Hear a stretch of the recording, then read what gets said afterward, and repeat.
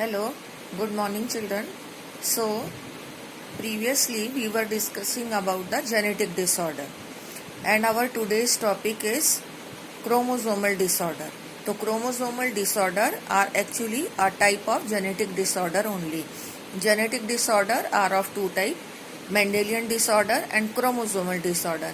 Mendelian disorder actually inherit according to the principle of inheritance of Mendel's, so that they are called as Mendelian disorder. In that concern, we had discussed about the hemophilia, sickle cell anemia and phenylketonuria. And today we are here discussing the chromosomal disorder. Chromosomal disorder, that means any change if takes place in the structure and number of chromosome, then it occurs into chromosomal disorder. So change in the shape of the chromosome is actually takes place due to mutation, and small about the little bit about the mutation we have already discussed in the previous topic, and it will again come in the next chapter. So here this is actually the last topic of your this chapter, chromosomal disorder, but in this the change in the chromosomal shape is not discussed. The second reason of chromosomal disorder is change in the number of chromosome. So actually this only has discussed here, change in the number of chromosome. What I am saying, that chromosomal disorder actually occurs by two ways, change in the number of chromosome and change in the shape of chromosome.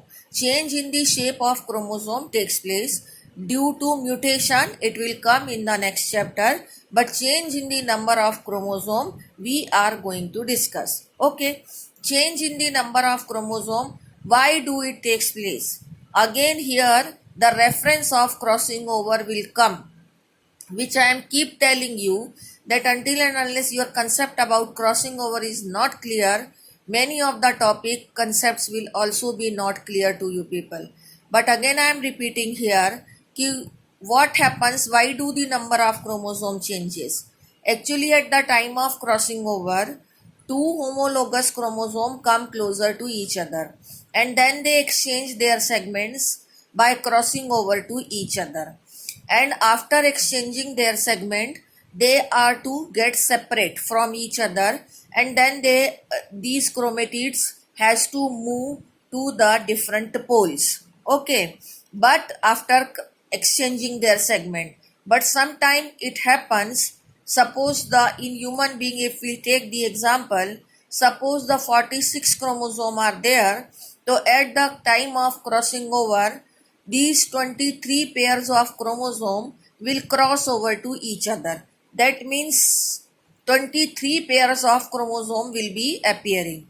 But after separation, after exchanging the segment, 23 chromosome will move to other pole and 23 will move to other pole, to the one pole and to the other pole. This way the separation of the chromosome takes place. But sometime what happens, कि at the time of separation, once they are to separate after crossing over, they fail to separate. If any one of the chromosome fail to separate, then it will lead to, suppose on one pole 23 chromosome are to reach and in other pole also 23 chromosome are to reach. But if one chromosome is failed to separate from each other, so this pair of chromosome will move to one pole only, and on the next pole the number of chromosome will not reach. What it will lead to? It will lead to that on one pole the number of chromosome will increase and on other pole the number of chromosome will decrease. Suppose on both the pole 23 chromosome should reach, but if one pair has fail to separate, so one pole will get 24 chromosome and other will get 22 chromosome. So that way this is called as non-separation or non-segregation, or you can say the non-disjunction of chromosome. If non-disjunction takes place in autosomes, then it leads to the disease called Down's syndrome. And if non-disjunction or non-segregation takes place in sex chromosome, then it leads to disease Turner's syndrome and Klinefelter syndrome, which I am going to discuss you with the help of book and notes. Thank you.